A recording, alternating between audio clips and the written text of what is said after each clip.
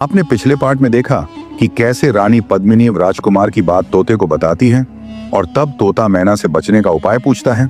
अब आगे मैना बोलती है, उपाय यह है कि यह मंत्री के लड़के की, उसके बाद तो सब खैरियत है। मैना कहती है, कहावत है कि मुसीबत कभी अकेली नहीं आती, इनकी मुसीबत यहीं खत्म नहीं होती है, ये जहां ठहरेंगे वहां भी एक मुसीबत इनका पीछा कर रही होगी। तोता अधीर होकर पूछता है, वह कौन सी मुसीबत है? तब मैना बोलती है, सवेरे उठकर राजकुमारी जैसे ही अपने पैर जूते में डालेगी तभी उसमें बैठा सांप उसे काट लेगा। तोते के मुंह से निकलता है, हे भगवान। तोता आहत होकर पूछता है, क्या उससे बचने का कोई समाधान नहीं है? मैना बोलती है, समाधान तो सब चीजों का होता है, लेकिन समाधान करने वाला भी तो कोई होना चाहिए। हम तो केवल ईश्वर से प्रार्थना कर सकते हैं। यदि कोई सुनता हो तो वह राजकुमारी से पहले उठे और सांप को मारकर जूते में से बाहर निकाल दे।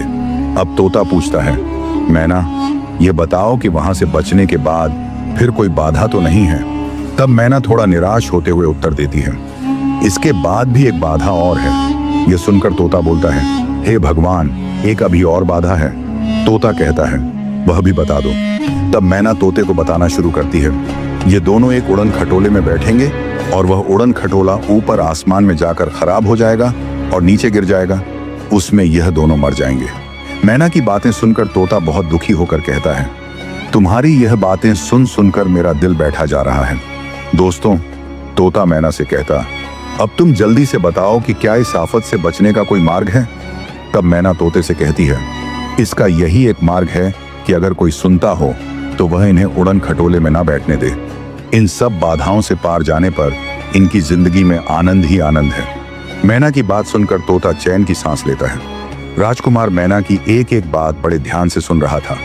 अपने ऊपर आने वाली आपदाओं से वह सिहर उठता है, पर वह बचने के उपाय जानकर खुश हो जाता है। उसने मन ही मन मैना का उपकार माना।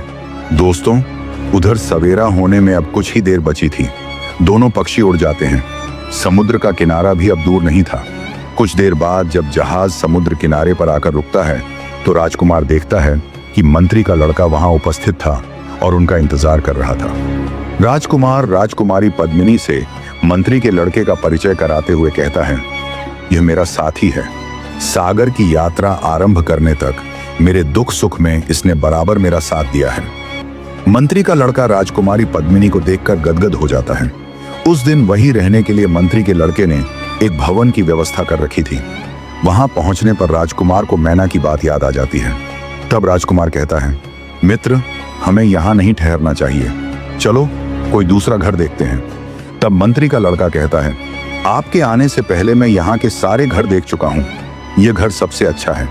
राजकुमार उसकी एक भी बात नहीं सुनता है। तब मंत्री का लड़का दूसरे घर की खोज करता है। दूसरा घर उस घर के पास ही मिल जाता है। वे लोग उसमें ठहर जाते हैं।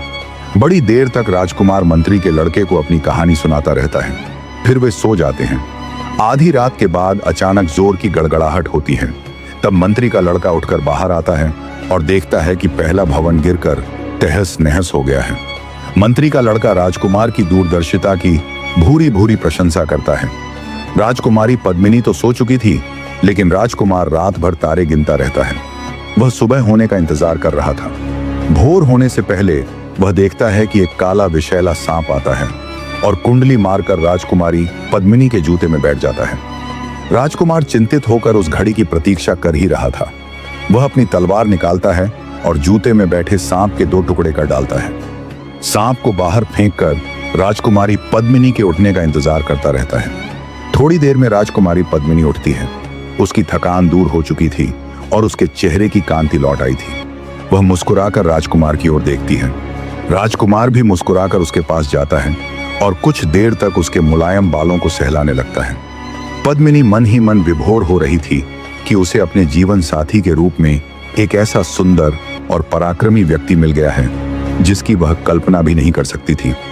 दोस्तों, मंत्री का लड़का आगे की यात्रा उड़न खटोले से करने का विचार करता है और एक उड़न खटोला मंगवा भी लेता है, लेकिन राजकुमार उस उड़न खटोले में बैठने से साफ इनकार कर देता है। राजकुमार का इस तरह उड़न खटोले में सफर करने से मना करना मंत्री के लड़के को बहुत बुरा लगता है, लेकिन राजकुमार के आगे उसकी एक न चलती है। वे अपने घोड़ों पर सवार होकर आगे बढ़ने लगते हैं। उड़न खटोले में कुछ और लोग बैठ जाते हैं, लेकिन थोड़ी ही दूर जाकर वह उड़न खटोला धराम से नीचे आ गिरता